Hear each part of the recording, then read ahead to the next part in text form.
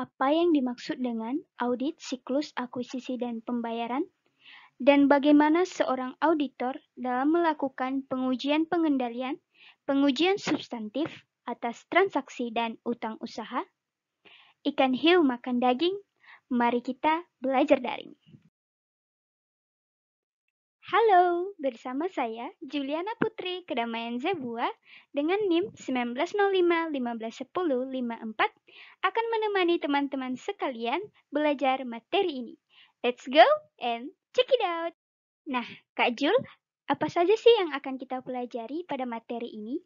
Yang pertama, kita akan mempelajari tentang akun dan kelas transaksi dalam siklus akuisisi dan pembayaran.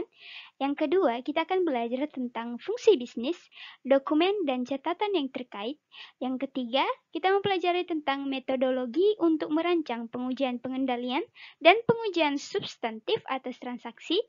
Dan yang terakhir, kita akan mempelajari metodologi untuk merancang pengujian pengendalian dan pengujian substantif atas rincian saldo utang usaha. Jadi nggak sabar kan?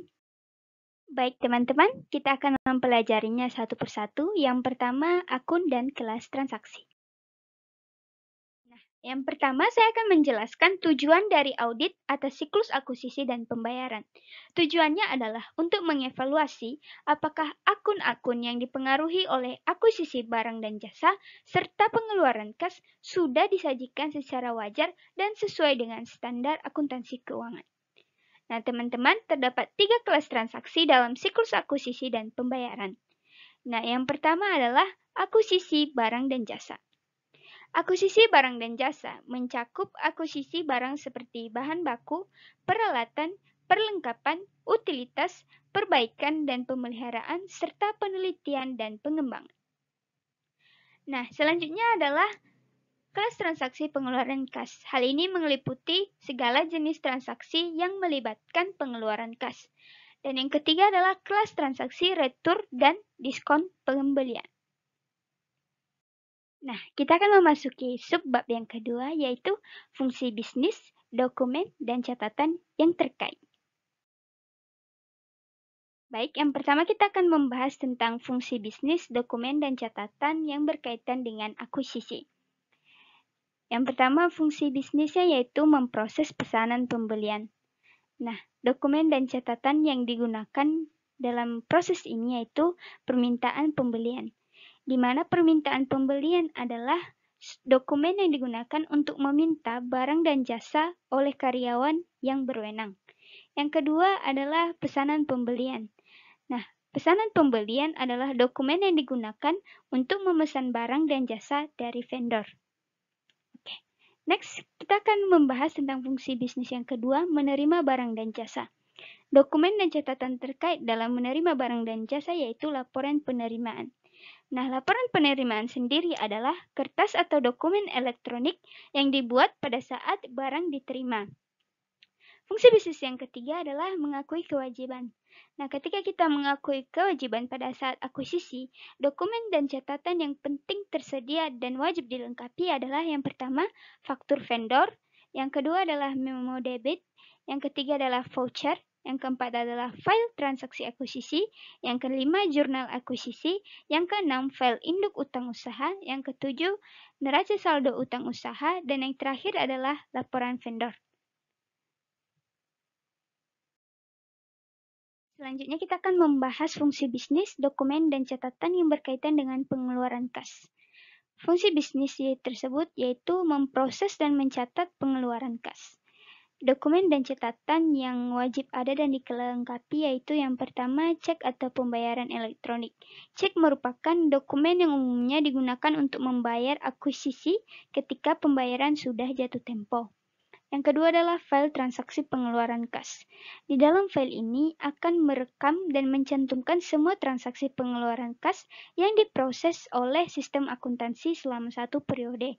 Yang ketiga adalah jurnal pengeluaran kas atau listing. Nah, di dalam jurnal pengeluaran atau listing, di situ akan dicatat semua file transaksi pengeluaran kas yang terjadi selama satu periode.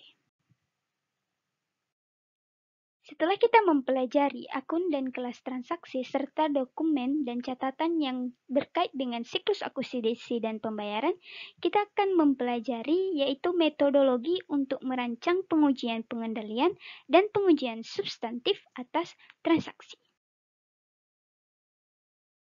Metodologi tersebut akan kita pelajari atau kita jabarkan melalui bagian berikut ini. Nah, yang pertama, auditor harus memahami pengendalian internal yang diterapkan dan dilaksanakan di dalam suatu perusahaan atau klien yang akan diaudit oleh seorang auditor. Nah, yang kedua adalah auditor harus terlebih dahulu menilai risiko pengendalian internal. Nah, untuk menilai risiko pengendalian internal yang diterapkan di perusahaan, maka seorang auditor dapat memperhatikan beberapa hal berikut ini. Yang pertama adalah otorisasi. Nah, otorisasi ini merupakan pemberian izin atas transaksi yang akan dilaksanakan. Nah, otorisasi ini biasanya diberikan oleh pihak-pihak berwenang atau yang memiliki hak untuk memberikan izin atas suatu transaksi yang akan dilaksanakan. Nah, otorisasi ini berkaitan dengan otorisasi pembelian, yaitu meminta barang kepada vendor, maupun otorisasi pembayaran, yaitu izin untuk mengeluarkan kas untuk membayar atau melunasi atau membayarkan akuisisi yang dilaksanakan. Nah, yang kedua adalah pemisahan penyimpanan.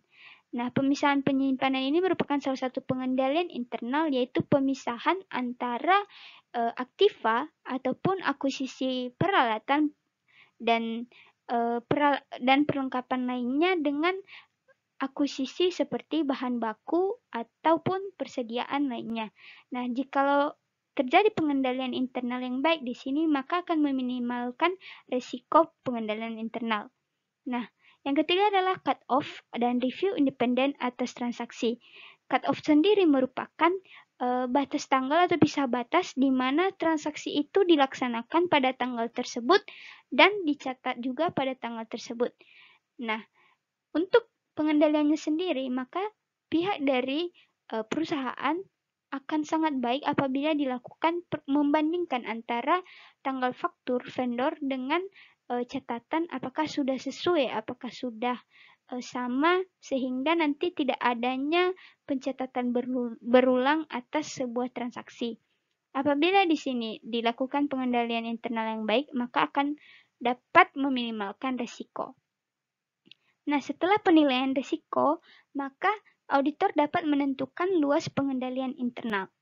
Nah, langkah terakhir yang dilakukan oleh seorang auditor adalah merancang pengujian pengendalian dan pengujian substantif atas transaksi guna memenuhi tujuan audit yang berkaitan dengan transaksi.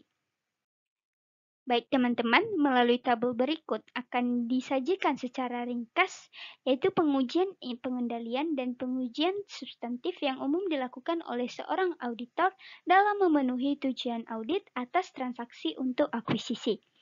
Tujuan-tujuan audit itu merupakan yang pertama adalah keterjadian. Nah, keterjadian ini artinya akuisisi yang dicatat adalah untuk barang dan jasa yang benar-benar diterima.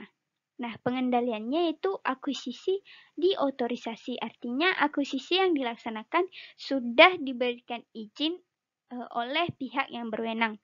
Nah, pengujian pengendaliannya adalah auditor dapat memeriksa otorisasi dari akuisisi tersebut. Nah, untuk pengujian substantifnya, maka auditor dapat memeriksa dokumen-dokumen transaksi berkaitan dengan akuisisi. Nah, tujuan yang kedua adalah kelengkapan.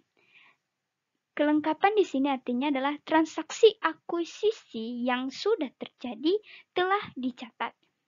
Nah, pengendaliannya salah satunya adalah pesanan pembelian yang dipronomori.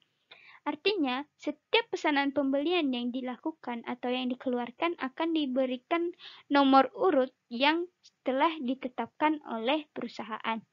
Nah, pengujian pengendaliannya adalah dengan memeriksa urutan pesanan pembelian.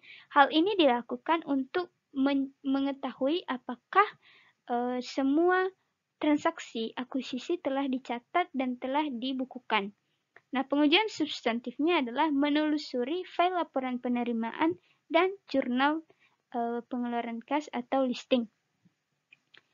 Oke, yang ketiga adalah keakuratan. Nah, keakuratan di sini berarti transaksi akuisisi yang dicatat sudah akurat. Pengendalian yang dapat dilakukan adalah verifikasi jumlah total dari akuisisi yang dilakukan.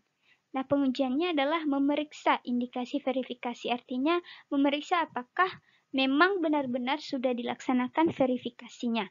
Nah, untuk pengujian substantifnya, seorang auditor dapat membandingkan pencatatan yaitu yang di dalam jurnal dan buku besar dengan bukti transaksi yang ada. Oke, yang selanjutnya adalah tujuan audit, posting, dan pengikhtisaran. Nah, artinya di sini transaksi akuisisi telah dicantumkan dengan benar dalam file induk persediaan dan utang usaha serta diikhtisarkan secara benar. Pengendalian yang dapat dilakukan oleh klien yaitu verifikasi file induk utang usaha. Nah, pengujian pengendalian adalah memeriksa indikasi verifikasi, yaitu memeriksa apakah verifikasi sudah dilaksanakan secara internal atau belum. Nah, pengujian substantifnya yaitu menelusuri ke buku besar dan file induk utang usaha. Nah, tujuan audit berikutnya adalah klasifikasi. Klasifikasi di sini berarti transaksi akuisisi telah diklasifikasikan dengan benar. Nah, pengendalian yang umum dilakukan oleh kliennya adalah penerapan bagan akun. Artinya, klien sudah mencatat transaksi akuisisi pada akun-akun atau bagan akun yang memang diterapkan di perusahaan. Nah, pengujian pengendalian yang dapat dilakukan auditor adalah memeriksa prosedur manual dan melihat apakah penerapan bagan akun sudah sesuai. Nah, pengujian substantifnya adalah membandingkan klasifikasi dengan bagan akun dan juga faktur vendor. Oke, yang terakhir adalah cut off atau pisah batas. Nah, di sini artinya transaksi akuisisi telah dicatat pada tanggal yang benar. Nah, pengendaliannya yang dapat dilakukan klien adalah verifikasi tanggal. Pengujian pengendalian adalah memeriksa indikasi verifikasi apakah sudah dilaksanakan atau belum. Nah, pengujian substantifnya adalah membandingkan tanggal jurnal dengan bukti yaitu faktur vendor ataupun jurnal akuisisi. Baik teman-teman, tetap semangat ya, karena kita selanjutnya akan membahas tentang pengujian pengendalian dan pengujian substantif yang umumnya dilakukan oleh auditor untuk memenuhi tujuan audit yang berkaitan dengan transaksi pengeluaran kas. Nah, tujuan audit tersebut adalah satu, keterjadian. Nah, keterjadian di sini artinya pengeluaran kas yang dicatat adalah untuk barang dan jasa yang memang benar-benar diterima. Nah, untuk pengendaliannya sendiri, klien dapat melakukan yaitu pemisahan tugas. Yaitu pemisahan tugas antara yang mencatat utang usaha, penyimpanan cek, dan otorisasi pembayaran. Nah, apabila pengendalian ini dilaksanakan, maka dapat meminimalisir risiko. Nah, untuk pengujian pengendalian sendiri, seorang auditor dapat mengamati aktivitas yaitu mengamati kegiatan yang dilakukan seputar otorisasi pengeluaran kas atau otorisasi pembayaran.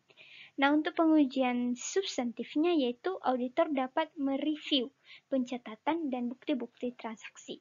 Oke, yang kedua adalah kelengkapan. Nah, kelengkapan artinya transaksi pengeluaran kas yang ada telah dicatat. Oke, pengendaliannya adalah dengan cek di pranomori. Artinya, setiap cek yang dikeluarkan oleh perusahaan akan disusun atau akan diberikan kode dengan sesuai nomor urutan yang diterapkan sesuai kebijakan perusahaan. Nah, pengujian pengendalian yang dapat dilakukan oleh auditor yaitu dengan memeriksa urutan cek di dalam buku cek perusahaan.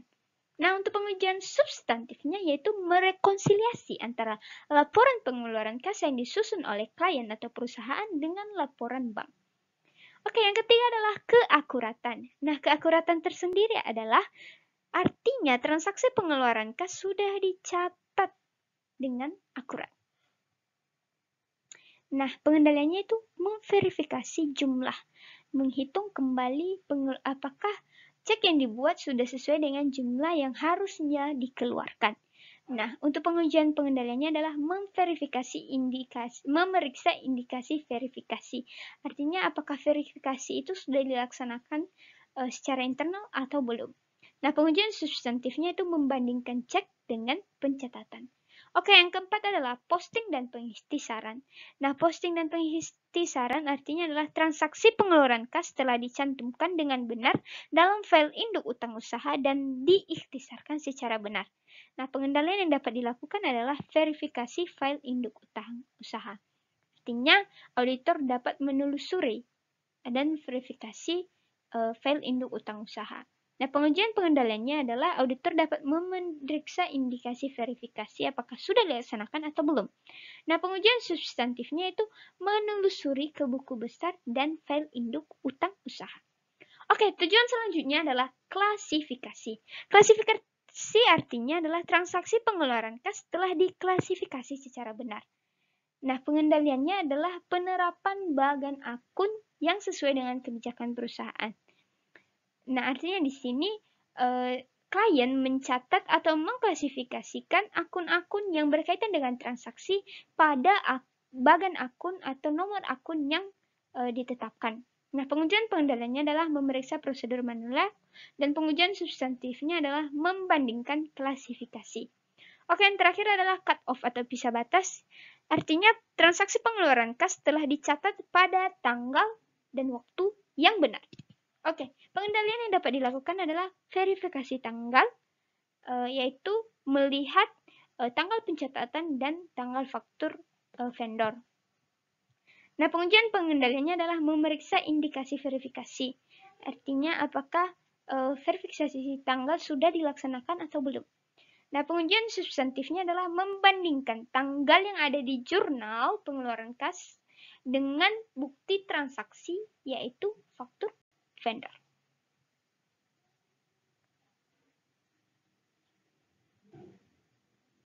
Kita akan memasuki subbab terakhir, yaitu metodologi untuk merancang pengujian pengendalian dan pengujian substantif atas rincian saldo utang usaha.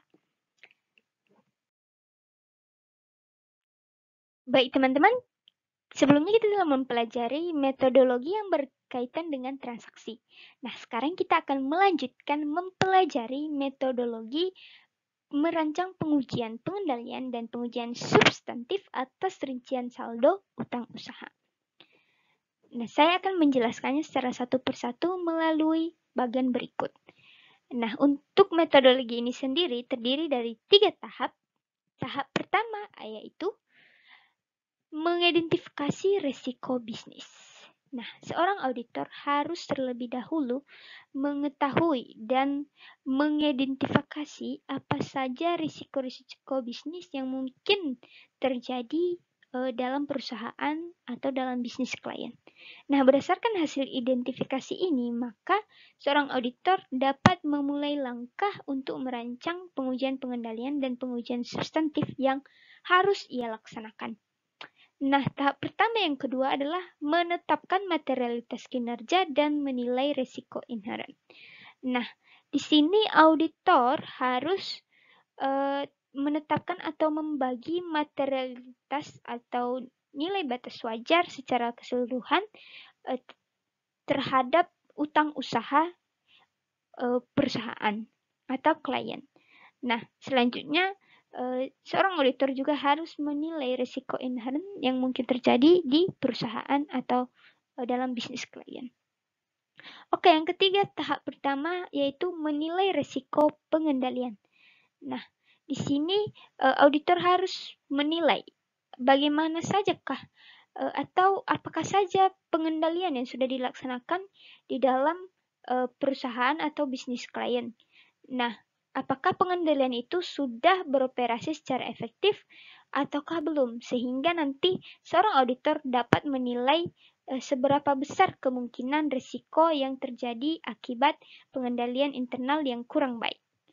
Nah, berdasarkan 3 hal di atas pada tahap pertama itu merupakan langkah awal untuk auditor dalam mengembangkan, yaitu tahap kedua. Nah, tahap kedua sendiri adalah merancang dan melaksanakan pengujian pengendalian dan pengujian substantif atas transaksi, akuisisi, dan pembayaran. Nah, berdasarkan hal-hal tersebut tadi, maka auditor sudah memiliki luas batasan dari pengendalian atau pengujian pengendalian dan pengujian substantif atas transaksi, akuisisi, dan pembayaran. Nah, setelah dilakukan auditor tahap kedua, telah melakukan pengujian terhadap transaksi, selanjutnya kita masuk, auditor akan melaksanakan itu tahap ketiga. Nah, tahap ketiga ini adalah merancang dan melaksanakan prosedur analitis.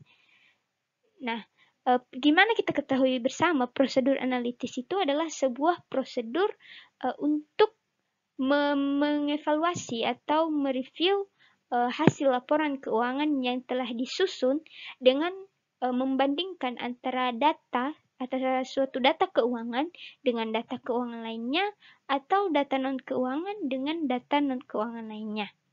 Nah, berdasarkan prosedur analitis yang dilaksanakan oleh auditor pada tahap 3 akan menunjukkan bagaimanakah apakah prosedur yang dilaksanakan dalam perusahaan sudah menjamin meminimalisir salah saji yang mungkin terjadi. Nah, yang terakhir adalah merancang pengujian pengendalian dan pengujian substantif atas transaksi guna memenuhi tujuan audit yang berkaitan dengan saldo. Nah, yang terakhir adalah seorang auditor harus merancang bagaimanakah pengujian pengendalian dan pengujian substantif berkaitan dengan jumlah saldo yang disajikan di laporan keuangan atau di file induk yang disajikan oleh klien. Nah, begitulah seorang auditor dalam melaksanakan tahap-tahap dalam metodologi merancang pengujian pengendalian dan pengujian substantif atas transaksi yang berkaitan dengan saldo utang usaha. Nah, prosedur analitis untuk siklus akuisisi dan pembayaran yang dapat dilakukan adalah yang pertama, yaitu membandingkan saldo akun beban yang berhubungan dengan akuisisi dengan tahun sebelumnya. Nah, ini bertujuan untuk menekan salah saji utang usaha dan beban. Nah, yang kedua adalah mereview daftar utang usaha. Nah, hal ini untuk mencegah salah saji yang mungkin, yaitu klasifikasi salah saji untuk kewajiban non-dagang. Nah, misalnya nih, daftar utang usaha yang berkaitan dengan pembelian bahan baku, yaitu dalam proses bisnis dengan pemisahan atau klasifikasi terhadap utang usaha dalam pembelian aktiva. Nah, hal ini harus dilakukan oleh auditor, yaitu mereview daftar utang usaha. Yang ketiga adalah membandingkan utang usaha individual dengan tahun sebelumnya. Hal ini untuk mencegah salah saji yang mungkin, yaitu akun yang tidak tercatat atau tidak ada ataupun salah saji. Nah, hal ini dilakukan oleh auditor, yaitu membandingkan utang usaha, yaitu yang ada di file induk utang usaha secara individual dengan tahun sebelumnya. Oke, yang terakhir adalah menghitung rasio. Nah, hal ini dilakukan untuk menekan atau mencegah salah saji yang mungkin, yaitu akun yang tidak tercatat atau tidak ada ataupun salah saji. Nah, selanjutnya kita akan membahas tentang prosedur pengujian yang dapat dilakukan oleh auditor untuk memenuhi tujuan audit yang berkaitan dengan rincian saldo utang usaha. Nah, tujuan audit tersebut yaitu 1. Detail T-in. Detail T-in artinya utang usaha dalam daftar utang usaha sama dengan file induk utang usaha dan jumlahnya atau totalnya sudah benar dan sesuai dengan buku besar umum utang usaha. Nah, prosedur pengujian yang dapat dilakukan oleh auditor yaitu menelusuri total ke buku besar umum. Artinya, auditor menelusuri jumlah atau total yang disajikan di laporan keuangan ataupun di dalam neraca saldo, apakah sudah sama dengan buku besar umum. Nah, selanjutnya adalah eksistensi. Eksistensi artinya utang usaha dalam daftar utang usaha memang ada. Nah, prosedur pengujian yang dapat dilakukan yaitu menelusuri dari daftar utang usaha ke faktur dan laporan vendor. Yang ketiga adalah kelengkapan. Kelengkapan sendiri artinya utang usaha yang ada telah dicantumkan dalam daftar utang usaha. Nah, prosedur yang dapat dilaksanakan yaitu melaksanakan pengujian kewajiban setelah periode. Hal ini merupakan penting bagi utang usaha. Dan hal ini sangat tergantung pada penilaian risiko pengendalian dan materialitas saldo akun yang potensial. Nah, selanjutnya adalah keakuratan. Keakuratan artinya utang usaha dalam daftar utang usaha sudah akurat. Nah, prosedur pengujiannya dapat dilakukan adalah melaksanakan prosedur yang sama untuk eksistensi dan kelengkapan. Artinya di dalam pelaksanaan prosedur pengujian eksistensi dan kelengkapan dapat memenuhi tujuan audit keakuratan. Selanjutnya adalah klasifikasi. Nah, klasifikasi sendiri adalah utang usaha yang ada dalam daftar utang usaha diklasifikasi dengan benar. Nah, prosedur pengujian yang dapat dilaksanakan adalah mereview daftar dari utang sendiri dan file induk. Selanjutnya adalah cut off atau pisah batas. Artinya utang usaha sudah dicatat pada periode yang tepat. Nah, prosedur pengujian yang dapat dilaksanakan adalah melaksanakan pengujian kewajiban setelah periode.